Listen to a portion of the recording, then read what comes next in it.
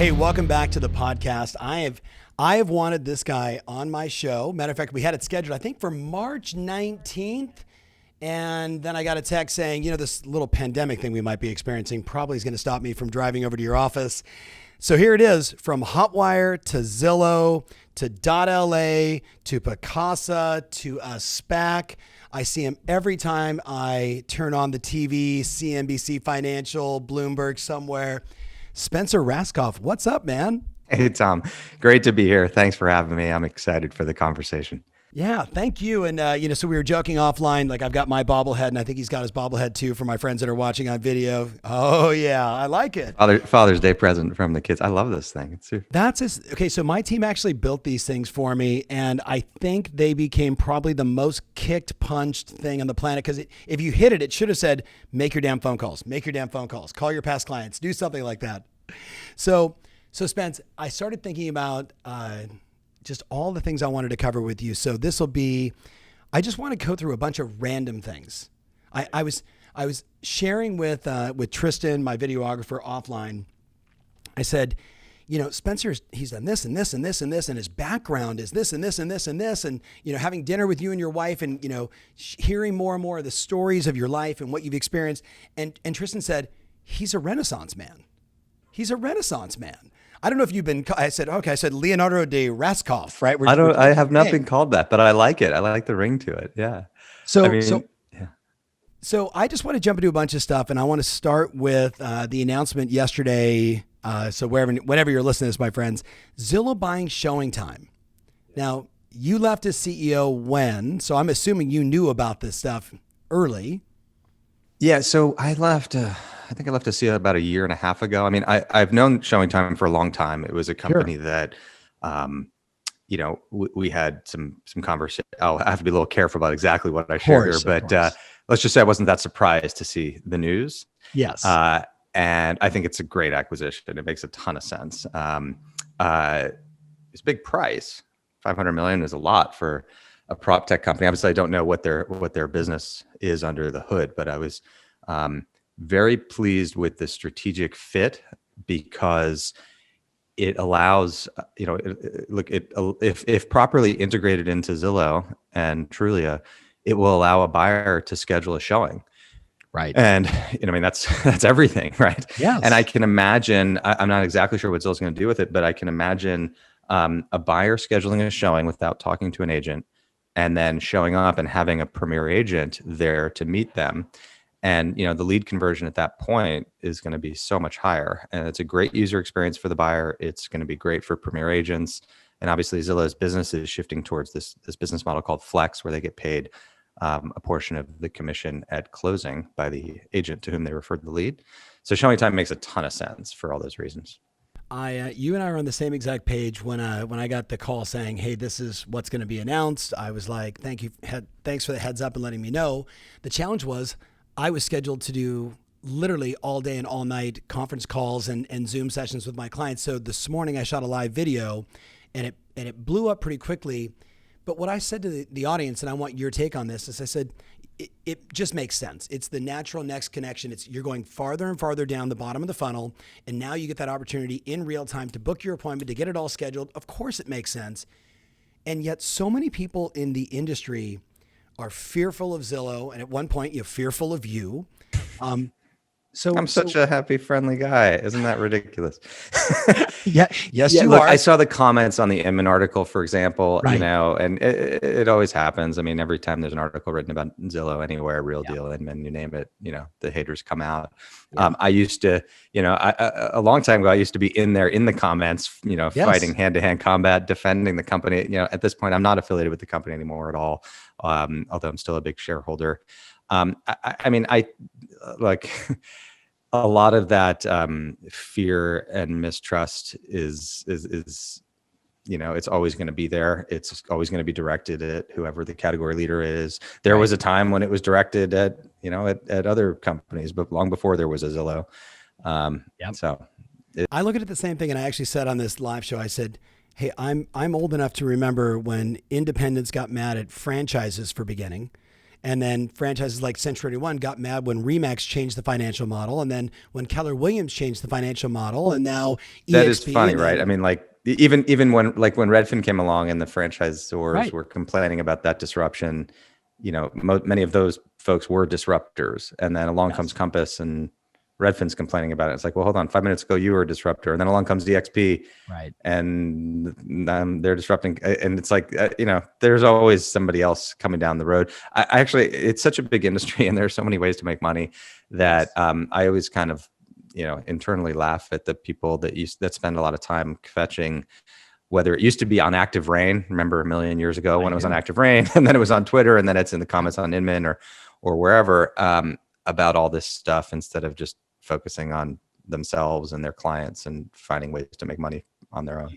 You just put a bow on exactly what my whole message was. Like, Zillow's going to Zillow along. So is Redfin. So is Compass. So is EXP. So is Remax. Everybody's going to. The question is, what are you going to do? Right. And that was really the central theme of my message of business is innovation and marketing. Get over it. Right. Let's move forward. So I want to talk about a bunch of stuff today, but I want to hit you with your podcast, right? Office Hours. You and I sat together once in the Zillow Tower in Seattle, and I asked you the same question, but I thought it'd be fun to ask it to you now because you've done so many more interviews. But maybe share with everybody before I ask the question, what was the origin behind your podcast, and like, why are you doing this? So it's funny. I haven't thought about what the origin was for a long time, but the origin was pretty selfish initially. I'd say it came from two things. First of all, I was a first-time CEO at Zillow. My first company, Hotwire, I was co-founder, but I wasn't the CEO. And I found myself as a first-time CEO at Zillow trying to find ways to learn. And the company was scaling and growing, and I was, I was trying to figure it all out. I mean, we all pretend that we have it all figured out, but we don't. And so I thought to myself, how can I get, 15 minutes or 30 minutes with Sheryl Sandberg at Facebook and Satya Nadella at Microsoft and Dick Costolo at Twitter and all these luminaries and Jeff Weiner at LinkedIn, these people who are running huge companies who I respect.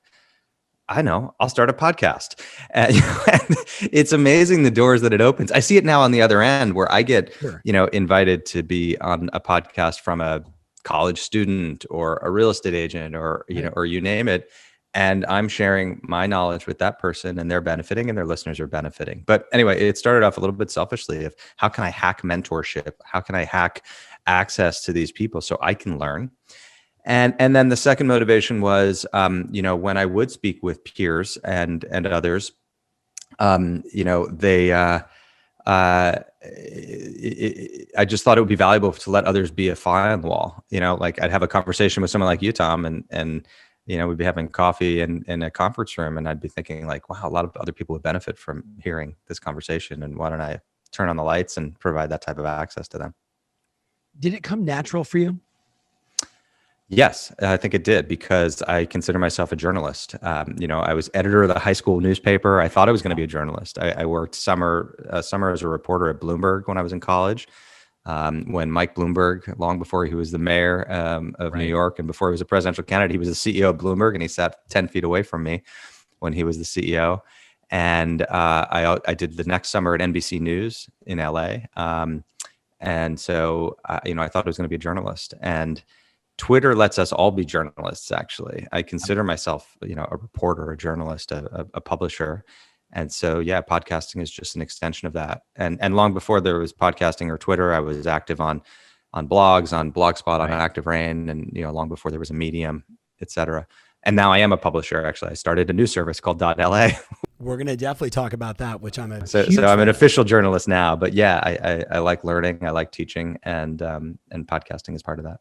I think it's great that people get the origin story, and we will talk about .la, which is I'll just say this, I'm obsessed with. It's one of the few emails. .la, Housing Wire are just a daily read for me, and sometimes multiple times. And then Ivy Zellman as an example. But back to the question of podcasting. So how many CEOs or these luminaries, these legends of the industry have you now interviewed approximately?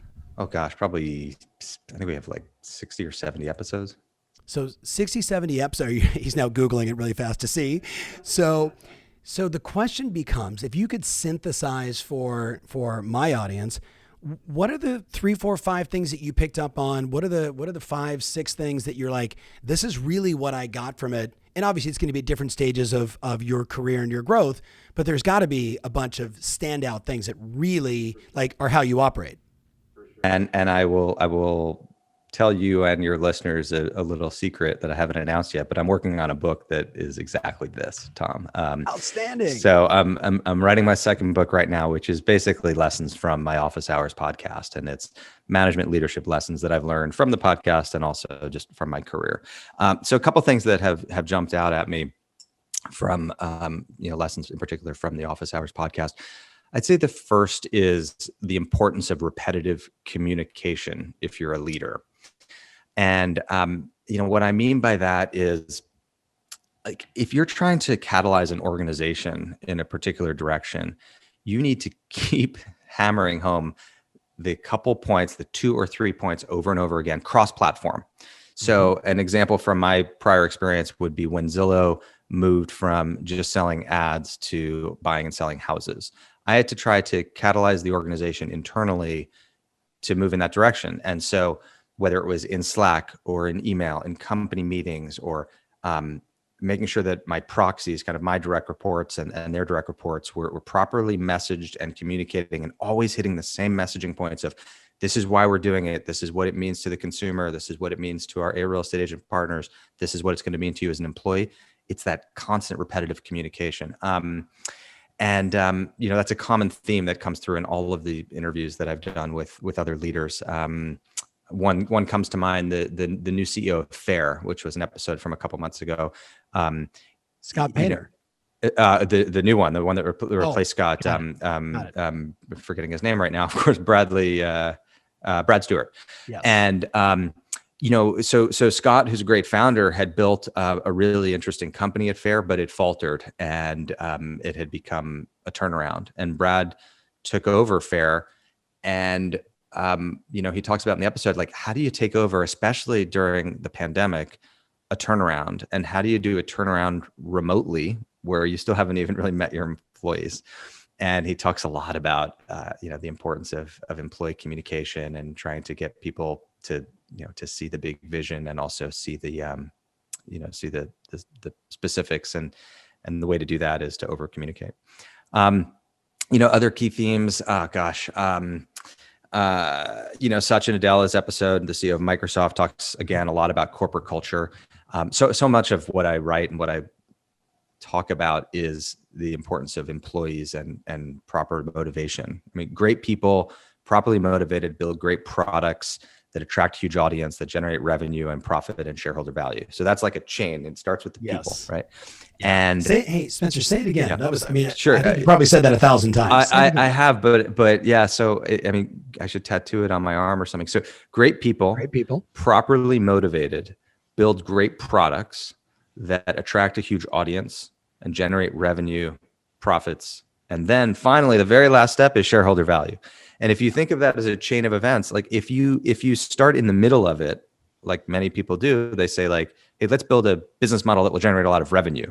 And they don't start with the foundation, which is the people and the motivation. It'll go awry. And, or if you just start at the very end, just focusing on building shareholder value, and you don't even think about building a product that generates audience and revenue. So basically the business model itself and the value prop that the product provides, then the thing will go awry as well.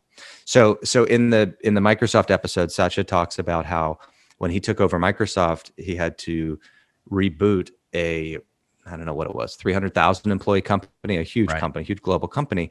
And it starts with the people. And, he tells this story about, actually, I don't remember this in the podcast or if it just happened, to me, but I'll tell the story that happened to me with Satya Nadella. So we were at a dinner of Seattle Tech CEOs, like a 10 or 15 person dinner that was put together, I think by Madrona, which was one of the top venture capital firms in Seattle.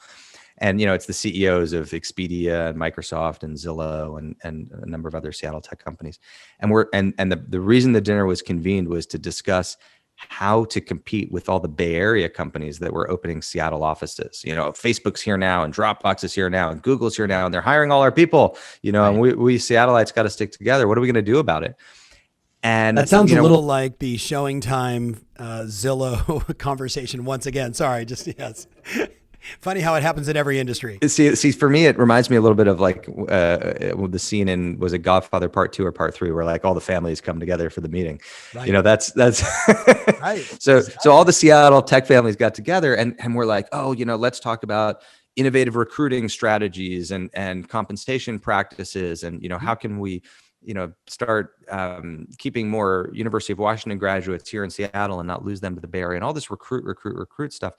And Satya, he's like, you guys, you're totally off base on all of this. Instead of focusing on recruiting, we should focus on employee engagement.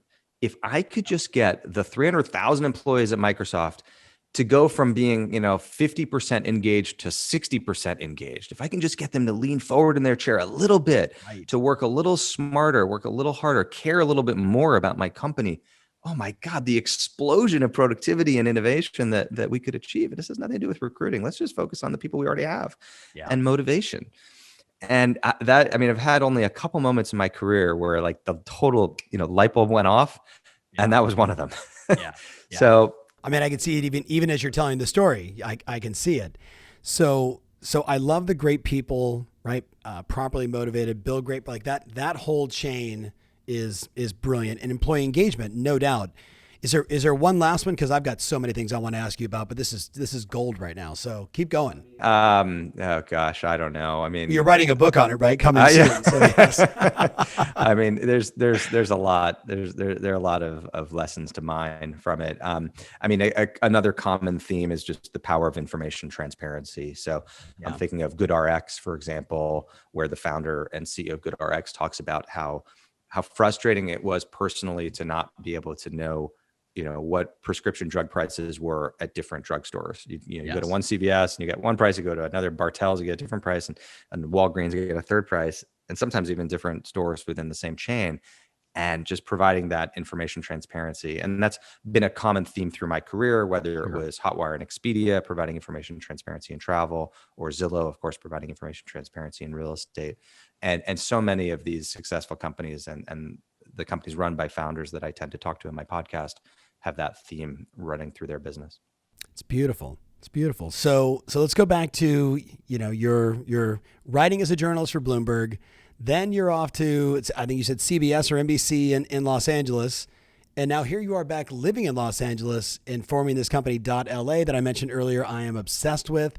Tell them about dot.la. What was your vision? And we're only, a year and a couple months old? It's only been a year. Yeah. So the vision for dot.la was that I returned to my hometown of Los Angeles after 20 years in the wild. I was in New York for a couple of years earlier in my career. I was in San Francisco doing my first startup, and then I was in Seattle for 15 years running Zillow. And I came back to LA, and it was very different than if I had left it 20 something years earlier. When I left, it was a one company town in the entertainment industry. And I came back and tech was this huge part of the economy. And there were founders and entrepreneurs and angel investors and venture capitalists and late stage investors and unicorns and big public companies. It was a tech town. And yet there was nobody telling the story. There was no news service that was reporting on this and covering it. TechCrunch mostly ignores LA. They cover the Bay Area primarily. Yep. The LA Times certainly doesn't focus on tech. And then the entertainment industry trade publications like the Hollywood Reporter and Daily Variety, they tend not to focus on tech either. And I saw in Seattle a publication called GeekWire, which has over the last 10 years played a really important role in the Seattle tech ecosystem and actually contributed significantly to Zillow's success. And I know that might sound a little odd that like a little local tech news blog, which is basically what GeekWire is, contributed to the success of a $40 billion company, but it did because every time Zillow did something, we'd hire a new executive, we'd launch a new product, we'd expand to new office space, whatever it was, GeekWire was there to report on it. And that steady drumbeat of local tech journalism provided it shined a light on what was happening at Zillow, and it raised our profile significantly. And so I'm trying to do that in LA. I'm trying to shine on light on all the innovation and startups that are happening in Los Angeles by having dot.la cover the LA tech community and Southern California at large, including Orange County down to San Diego. And it's working.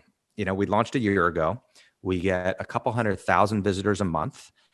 So clearly the question of does anybody care about what's happening in LA tech, that's been answered. I mean, Yes. a lot of people do. Yes. The other question that some people had initially was, is there enough happening in LA tech to cover? And the answer is yes. We had 1,100 articles in the first year. Yeah. And if we had a bigger staff, we could have done probably 10 times that. Every day we get 30 to 50 article ideas and inbounds that we don't have time to cover. So it's been great. Now the business model has been upended by COVID. I was just going to ask you, like business model, startup, COVID. So it's news websites are always hard. The news business is hard. And the business model that we had going into this, and for which we raised a $4 million seed round, because we are a startup covering startups. So we raised a round from venture capitalists and from me. The business model originally was events. And that was very on mission. It was like, look, we're going to cover the LA tech community, and we're going to bring people together in these real world events to help them network and grow their businesses. And of course, COVID happened, and we pivoted quickly to virtual events very successfully. And we've had many dozens of virtual events with huge turnouts. They're a little harder to monetize than in-person events. So it's, it presents some business challenge. But the company is doing great, and I'm really excited about its prospects, and I'm really proud of the role that it's playing in the LA tech community. So, will we see a .New York, .San Francisco, Miami Phoenix, is everyone's Miami all the time. I feel like we haven't decided yet. There are. When we started the company, that was always a possibility, and we decided, let's get LA right. Let's prove that there's an audience. Let's prove that there's content to cover, and let's prove there's a business model. I think we've proven two of those three things, and then we'll decide whether to expand to Miami, Austin, New York, et cetera. COVID is creating this diaspora out of the Bay Area, and it's empowering all these other cities, including Los Angeles, to have their moment, which is great. And so the need for this type of service in other cities is greater than ever. But we're not quite ready to do that yet. So we'll see, maybe. I talk to people all over the country and world as you do. And I liken .la to like Skateboarder magazine back in like the 70s, right? Like kids in DC sitting in snow, looking at photos of these legendary skateboarders riding in pools and having fun. And I'm talking to other friends that are just, buddies of mine now in Dallas. I'm like, yeah, I'm an investor in this company and this is what they're doing. You should check them out. So for everybody out there, I'm an investor in .la. Thank you, Spencer, for letting me in. And so I tell them about it and they're like, man, I'm reading it. It's like I'm living vicariously through all of these startups, right, happening in Los Angeles. And they're like, it's pretty inspiring, right? So that's so cool to hear because, as I say, the primary reason to start .la is to cover LA tech for people that are here, but it's really important also to spread the word. And again, GeekWire helped contribute, this. There are plenty of VCs in San Francisco that over the last 10 years read about Seattle companies through GeekWire and went and invested in them. And it kind of put Seattle on the map in a lot of ways. Yeah. And I hope that .la will help put LA on the map. Yeah. I'm excited for it. So I have to ask, you're coming from taking Zillow public and then going to the board and then, stepping away and then going right into a startup, not just one, but multiple. So we'll get into all of them. But what was it like, at your level, starting back down, having to raise capital, do pitch meetings? I don't know if you did a lot of pitch meetings, but you like that experience. And then like, hey, we have no revenue and I got to hire new people. Were you like on the phone recruiting? Were you looking at LinkedIn and spending Friday nights with a glass of wine and calling people and saying, I'm starting this new company? Like, what was that like for you? Well, so, I'm starting these companies with others, obviously. Yes. And, there was actually just to correct one thing, because it's an interesting part of the story. When I left Zillow, the first thing I did was I taught. I called Harvard and said where I went, and I said, hey, I want to teach. They said, and I called the provost office, literally cold called the provost office. And I managed to get the person on the phone who's like the assistant provost. And I was like, hey, I'm Spencer Rascoff. I'm class of 97. I want to teach. And he's like, okay. And I could like tell him he was Googling me as I'm talking to him. He's trying to figure out who I am. And he's like, well, what do you know? What can you teach? And I'm like, well, I know business and entrepreneurship. And he's like, okay, well, maybe you should teach that at the business school. I was like, great. Anyway, so I created a course called Managing Tech Ventures, which is basically how to run a big tech company. Yeah. And I taught it for a semester at HBS. And even I don't have an MBA. And so I always kind of wanted to go to HBS, but I never did. But I was fortunate enough to be able to teach there instead. And it was awesome. It was a great experience. And for me, it helped me kind of codify and curate all these business lessons for my career. So that was like my palate cleanser. And then I decided to start something called 75 and Sunny Labs, which is my startup studio. And of course, 75 and Sunny, a nod to Los Angeles. Yeah. And so the first company that 75 and Sunny Labs launched was .la, with a great co-founder, Sam Adams, who also was Harvard and then Bloomberg. So similar start to his career too. And so Sam is the CEO of .la, and I'm chair. The second company to come out of 75 and Sunny Labs was Picasso, which I'm sure we'll talk about in a moment. And then I've got two others that are coming soon, Recon, and then a fourth one that I haven't announced yet. So I'm starting 2 companies a year through 75 and Sunny Labs, and then I'm angel investing through 75 and Sunny Ventures, which is my angel fund. So a bunch of people are going to ask, they're going to say, Ferry, you got to make sure you ask this question. So you're starting this lab, and I, I'm a huge fan of this, right? Because it's a chance to see all these shiny, bright ideas and all these great faces. Are you creating them, or are you bringing people in and selecting and saying, let's go? What's your strategy for the lab? So there are 4. So I have an N of 4 on this one, and so it's a combination. In the case of .la, it was my idea, and I found somebody I thought would be a good co-founder through my network, reached out to him cold, pitched him on it, recruited him as CEO, and we started it together. In the case of Picasso, Austin and I were working on a lot of ideas, and the specific idea for Picasso he came up with, and I was ecstatic to help him grow it. So it was his idea, but we incubated it together. In the case of Recon, which is what I'm doing with my daughter, it was originally my idea, but she made it a lot better. And she and I have been working on it together for about 6 months, and it'll launch in probably late February or early March. And in the case of the fourth one, I had this idea, and I was talking with potential people about it, incubating it myself. And somebody said, oh, you need to talk to this person who's already working on the exact same idea. Yeah. And I kind of glommed onto him, and we worked on it together. So sometimes it's my idea, sometimes it's someone else, sometimes it's both my idea and theirs. There's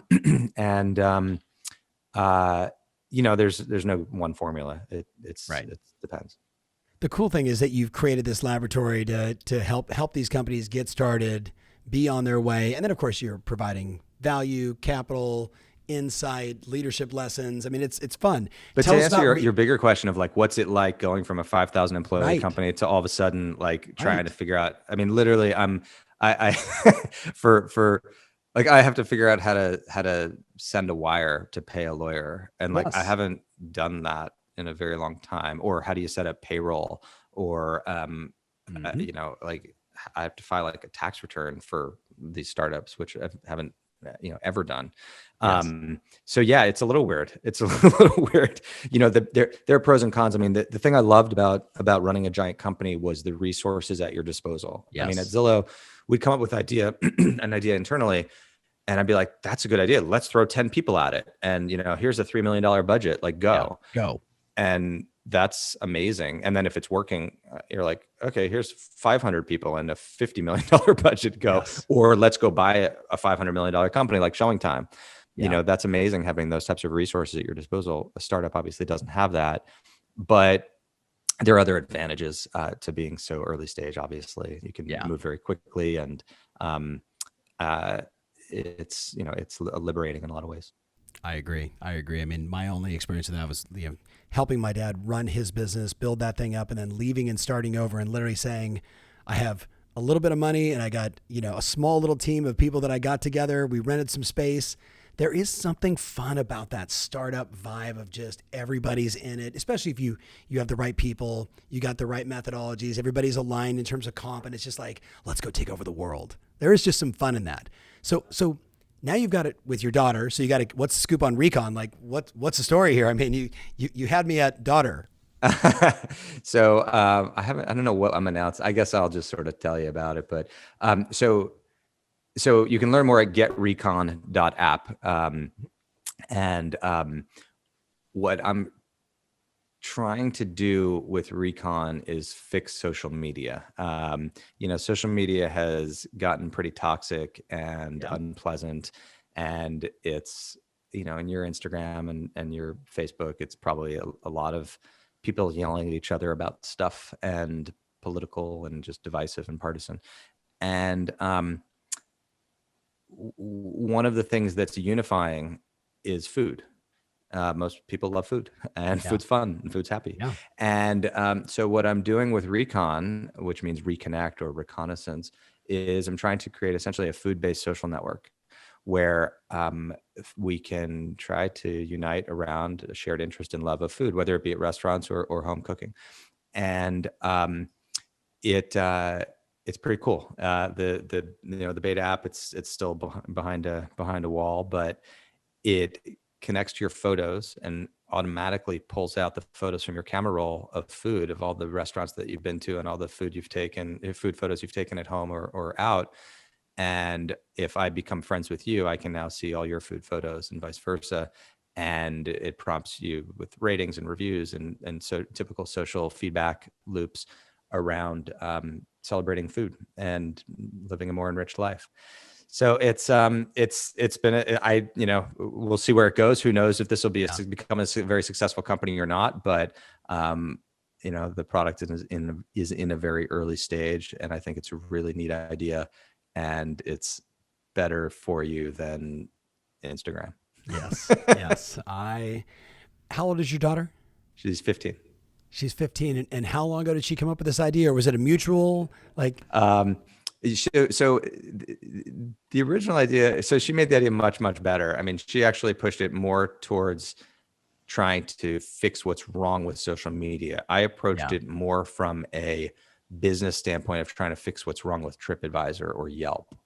Right. What's wrong with TripAdvisor or Yelp is that they're not social. Right. That, Yelp shows me the average of 10,000 random people of what restaurant I should eat in Los Angeles. I don't care that, I care what restaurant my 10 friends have eaten at in Los Angeles. Exactly. So I approached, that was my first swing at this, was try to build a more social restaurant discovery service. And it's interesting. I mean, her lens, her frame of reference is like, look, social is broken and it sucks and it makes me sad. It makes me feel bad about myself. Yes. And it makes my friends feel bad about themselves. So anyway, so it's, it's a good example where two co-founders, diversity among co-founders, even though we live under the same roof, we have a very different lens in the world, and the diversity of how we approach the same concept resulted in what I think will be a better product. Thank you for sharing that. I appreciate that. I appreciate that. So before we talk about your deal with Austin, tell us about your SPAC. And I'm going back to, you said, great people, right? The right motivation. And at the very end, it was shareholder. But my understanding of SPAC is that might have just been reversed. Maybe, for the people that don't know what a SPAC is, will you share that first? And first of all, I have to plug my second podcast, Tom. So I have two podcasts. I have Office Hours, where I interview luminaries. Yes. And I have another podcast called Dad, I Have a Question, where my 10-year-old son and I, actually, he was 10 when we started. He's now 12-year-old son and I discuss something. So he asked me a question. And so there's an episode called Dad, What is a SPAC? Yes. And he asked me, what's a SPAC? And I explained it to him and we discuss it. And, look, if you can explain something to a kid, then you really understand it. So you can hear me explain to him, what is inflation? How do banks work? What does the Fed do? What's a constitutional amendment, et cetera. And in there is what is a SPAC. But anyway, for your listeners, a SPAC is basically a shell company. You take a company public, and I have one of these. It's called Supernova.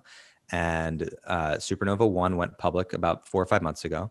We raised $400 million in the IPO. And so this company has only one asset, which is $400 million in the bank. And that's it. There's no operating business. There are no employees. There are a couple of directors and really no employees. And the purpose of this company is to find a privately held company, to merge into it. And when that private company merges into it, that private company becomes public, immediately. Yep.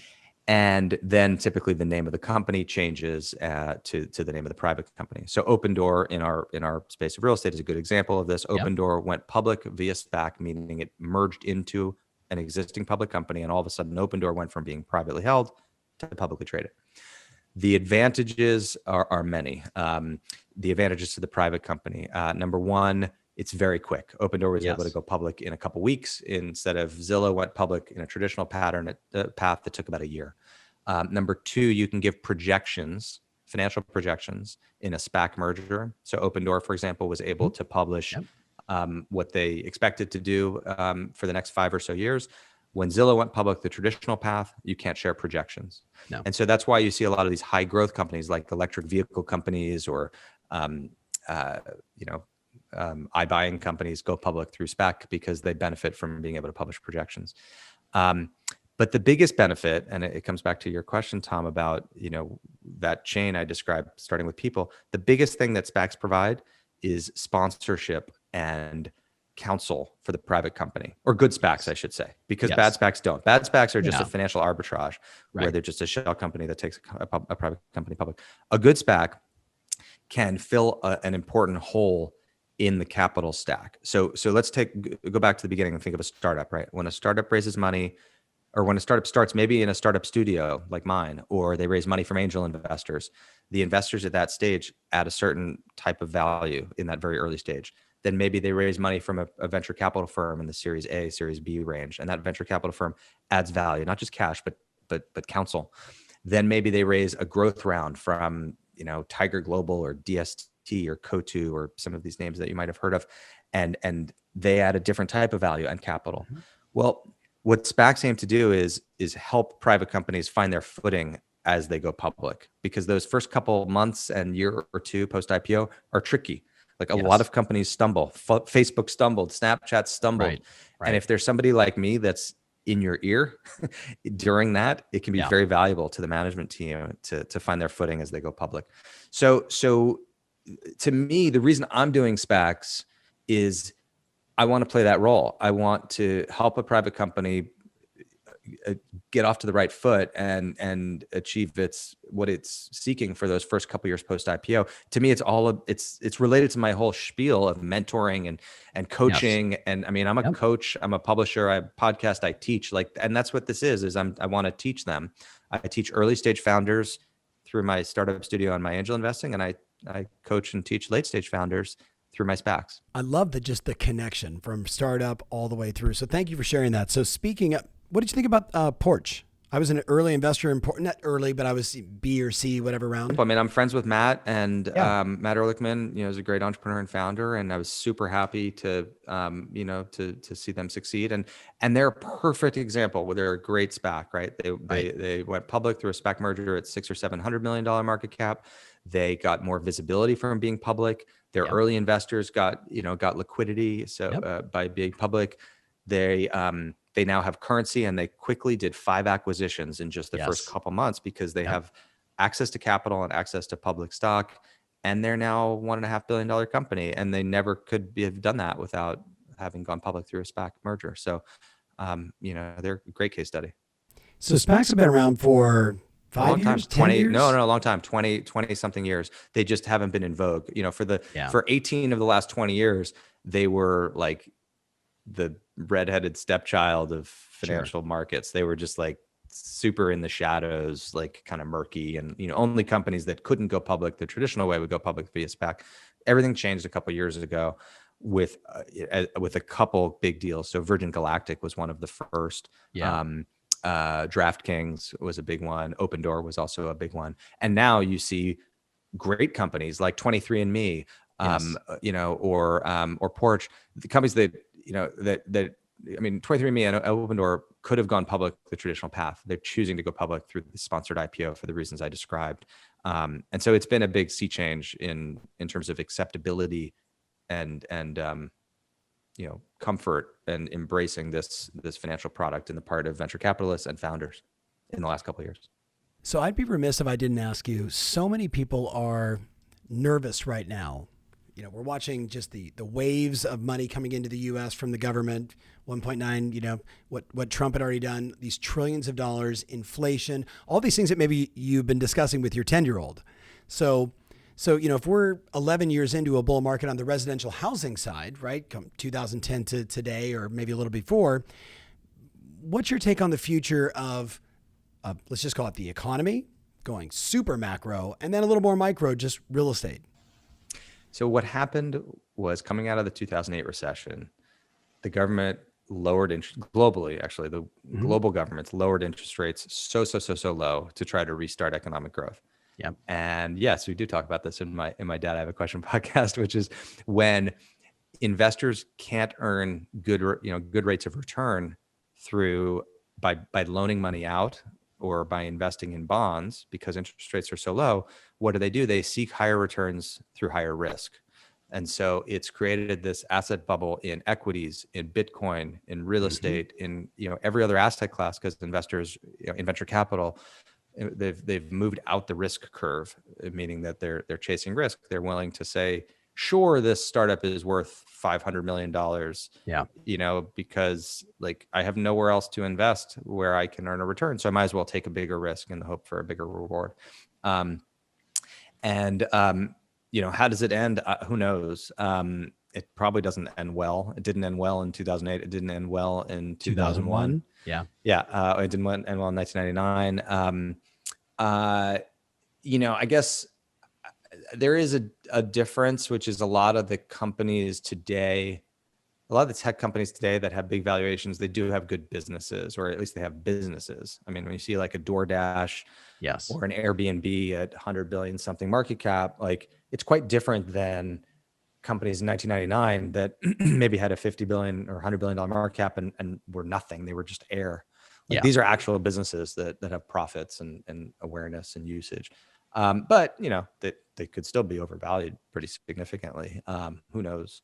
I don't know. I mean, personally, I am a beneficiary of this frothiness on the startup side when I'm starting companies, and yet I'm whatever the opposite of a beneficiary is. I'm on the other side of that, on the SPAC side, when I'm an investor, when I'm buying companies or investing in companies, I'm paying higher prices than I'd want to. So I don't know. It's a weird time. It's definitely a weird time. It is. It's interesting. I was sitting at dinner a couple of nights ago with the former CEO of American Airlines, Don Carty, and someone that's in their 70s who's seen a few more decades of all of this, and yet here's a guy that is investing in company. Ferry, I'm doing this deal, and you should get involved. And oh my God, right? And I'm feeding on his energy. But again, I asked him kind of the same question. He said, yes. One thing I never get called, Ferry, you need to pick up your energy. I never really get that. But you know me, I spend time with, I'm blessed that I get to meet people like you and Don and so many others. And I feed on that energy. But he had kind of the same opinion. The market is absolutely extraordinary right now. There will be a yin to this yang. And he said, and then there'll be another one and another one and another one. And if you just keep playing the long game, you're going to be fine. And I'm like, good advice. So let's switch gears. I actually wrote down, let's talk about Picasso. Let's talk about Austin and this deal. This is maybe explain what the company is. I actually had Austin on a Facebook Live, and we told everybody about it, but everybody is not everybody in the world of podcasts. So give them the scoop. And I've been fortunate and successful, and I have a second home, and it's impactful. And actually, when I was a kid, my parents had a second home, and anyone who's ever had a second home knows that it's awesome. That's where you can be your best self. That's where you can be the type of husband you want to be, the type of father you want to be, the type of kid you want to be. Yep. And there's just something about being in that environment. It's like Superman's fortress of solitude. It's like, you can just recharge there. And yet it's pretty much only accessible to the 1%. And what we're aiming to do at Picasso is democratize access to second home ownership so that many more people can experience the joys of having a second home. And so what we have done is we've created a new category of home ownership, which is co-ownership. Picasso lets you buy 1/8 of a home. You can buy 2/8 or 3/8 or some other fraction, but and all of a sudden people that maybe couldn't have afforded or couldn't rationalize to buy, all of that $1 million vacation home can now get it for 1/8 of the price. And that's what we're doing. We have an incredible team. The company is growing very, very quickly. We've been enriching many, many homeowners' lives. We sold lots of these already. For a real estate agent, it works great. If there are tons of off-market homes that maybe you've sold a vacation home to somebody and they don't use it fully, or they Airbnb it out some of the time, and that's a pain in the neck and really puts wear and tear on the home and isn't great for the homeowner. Well, there's something that we call a sell down use case, where an existing homeowner can sell off a portion of their vacation home. So maybe they sell 2/8 or 3/8 of their home and they turn it into a Picasso, and now they've gained a bunch of liquidity, and now they're sharing the ongoing costs of home ownership with others in their Picasso. So real estate agents can benefit from finding inventory in that way for us, and then we also pay full commissions on both sides of the transaction for buyers that are represented. It's a great way to get a fence sitter off the fence. Plenty of your coaching clients or podcast listeners, Tom, have clients that are perennial tire kickers that, every time they come to Tahoe or Napa or Santa Barbara, they want to go see houses, and they email you all the time, but they never get off the fence on that $4 million house. Well, guess what? You should call them and say, now it's 500,000, not 4 million, time to get off the fence. You're only going to buy 1/8 of this house, but, and Picasso can help with that. Have you seen that it works? Is it better in certain markets? Are you in every market? Is it a good Nantucket move, or is it? Yeah, go ahead. So we're in about 5 markets now. Napa, Tahoe, Palm Springs, Los Angeles are the markets that we're most focused on right now. It works very, very well in vacation destination markets. Because most people aren't able to use that home more than, owning 1/8 is 6 weeks a year. Even if you buy 2/8, most people can't go to a second home more than 12 weeks a year. So it works very well there. I think it will also work for a certain type of home buyer in urban markets. So you think of like a San Francisco knowledge worker, who maybe, now because they're able to work remotely, they don't have to be in San Francisco all the time. And instead of renting a 700 square foot apartment for $3,000, they can now own 1/8 of a house in San Francisco or in Seattle or Los Angeles. Or think about luxury development in New York. Maybe people thought about buying a place in Manhattan, but does it really make sense to buy a $3 million, 1,000 square foot apartment? Well, no, but maybe buying 1/8 of it does. And so, we're already working with home builders and soon to be working with luxury condo developers as well about turning their inventory into Picassos. We've seen this model in other product lines, SKUs. So to me, when you guys came up with this idea, I was like, yes, that makes sense. My wife and I, 15 years ago, we're looking at a house in Mexico, and we're like, oh, we should do this. And we had owned a home in Palm Desert, and we realized, we were really only there about 12 weeks a year. So the rest of the time it's at, with all the payments and everything else going. And they're like, we should buy this place in Mexico. And I turned to her and said, so we can replicate the same problem again? Like, I'm not sure if I want to do that. And we stumbled into the Four Seasons in Punta Mita, and they were selling these like fractional deals. I'm like, yeah, that makes sense. So is it as easy as that, or is it a complicated transaction if you're the agent or the consumer? It's pretty easy right now. We aim to make it even easier. I mean, you can buy $100,000 Tesla on your phone in 60 seconds. Yep. You ought to be able, and someday soon you will be able to buy a $100,000 or $200,000 1/8 of a home in Cabo or in Napa on your phone through Picasso. I love it. So, today it's a little bit harder than that, but in the near future, it won't be. Good. Hey, let's wrap. I said to you before we started this that it's an anything goes. Your father, God bless him, an absolute legend. You once told me a story that had me have so much more appreciation for you, right? Understanding this, because you hear, Harvard and, all this success and Zillow and yada, yada, yada. And then we're sitting here and you actually told my wife the story the second time, but would you mind sharing a little bit about, what your dad did and how that impacted you? Yeah, absolutely. So, my dad was a great entrepreneur. He was originally an accountant. He grew up an Orthodox Jew in Brooklyn, and went to went to Wharton undergrad, and then became an accountant. And everything was kind of going in that direction. And he was the youngest partner at the accounting firm in 1972, before I was born. And he was in the restroom at his firm. It was one of the big 8 accounting firms. And the gentleman next to him washing his hands was kind of grumbling under his breath, like, "Oh, I'm so mad at this firm. This is the worst accounting firm in New York." My dad says, "What's the problem?" And the guy says, um, "I'm Prince Rupert Lowenstein, and I'm the manager of the Rolling Stones. And I flew here from London to have your firm audit our tour. And your stupid firm said they wouldn't do it because the Rolling Stones are a bunch of drug addicts and they throw TVs out of windows, and and you don't want to associate with Neanderthals like that." And my dad, not out of interest, not out of interest in music or anything like that, purely out of interest in like business entrepreneurship, on the spot said, "I'm in. I will do it." And so he left the firm.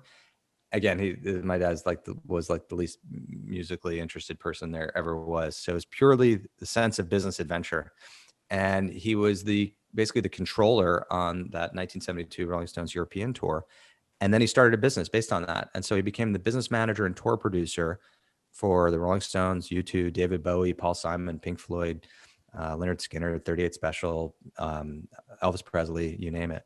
And so I grew up, learning from him, going on tours every summer with the Stones and U2.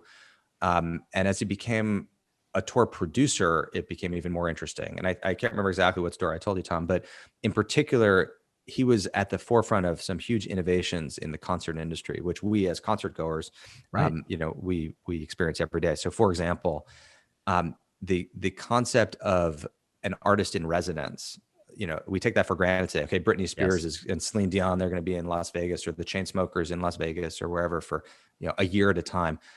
He tried that with Simon and Garfunkel. He got them to make Kiss and Make Up and reunited them for 30 shows in a row at the Paramount Theater at Madison Square Garden in, I think it was 1988.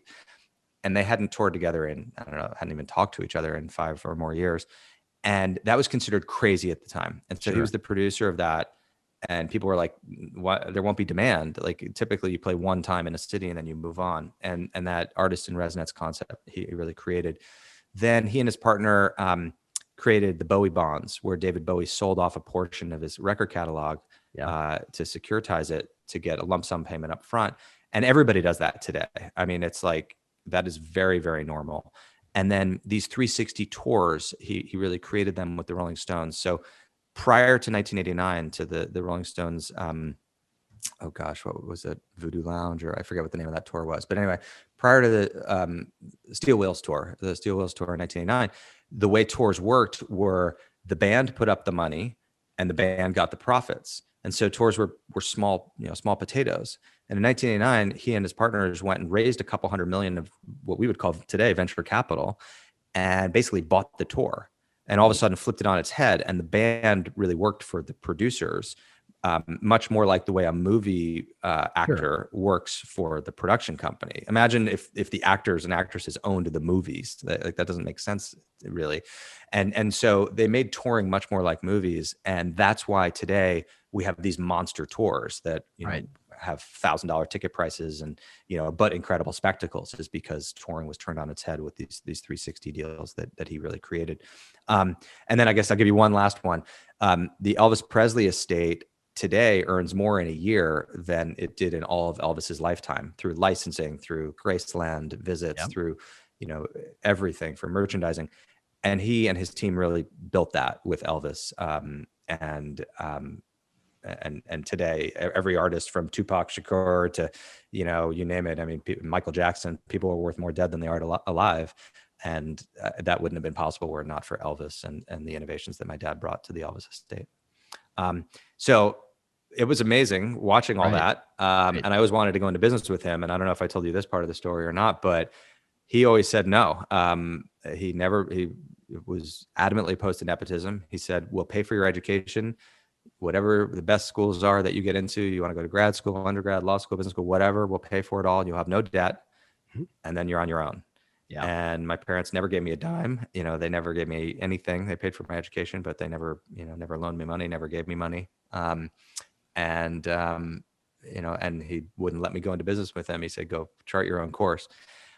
So that's, I grew up affluent, but I think whatever grit I have inside of me and whatever chip I have in my shoulder, both of which are really important personality traits for founders, was developed because they didn't really give me anything except an education, and a lot of great lessons that I learned from him. Thank you so much for sharing that. I almost wish I would have asked you this question first, because I think it would, for the person listening right now, they're like, yeah, because it just, again, as I said to you when you first told me this story, and then later seeing you present sort of a version of, talking about your father at a conference, I think everybody was like, oh, now it helps us understand you more. So thank you for sharing that. And by the way, that David Bowie is a part of the holy trifecta for me. So David Bowie, Iggy Pop, Lou Reed, I think I have every record, ladies and gentlemen that are listening, record on my Macintosh turntable at my home in Dallas. So as soon as you said David Bowie, my interest level, I remember the first time you told me, went even higher. So Spence, as we wrap this up, I know we're both crazy busy. I'm looking at Brenda, my podcast producer. We finally did it. March 19th of 2020. It wasn't in person, but it still was fun. Yeah. But I hope we see in person one of these she's done last year. So yeah. So Spence, if they wanted to reach you, best way to get you, probably on Twitter would be my guess. Sure. You can tweet at me, or Spencer at Picasso. That's PACASO.com, or Spencer at DOT.LA. I'm pretty easy to find. Thanks for having me, Tom. It's been great discussing everything with you. Thanks so much, man. And I can't wait to read the book. We'll do another podcast later when the book comes out. I count on it. Thank you. Take care. All right, everybody. Thanks so much for listening or for watching. As always, write a review, make a comment, definitely follow Spencer, reach out to him if you're an agent, see if you can get a part of that Picasso opportunity, if that makes sense for you. All right, guys, take care.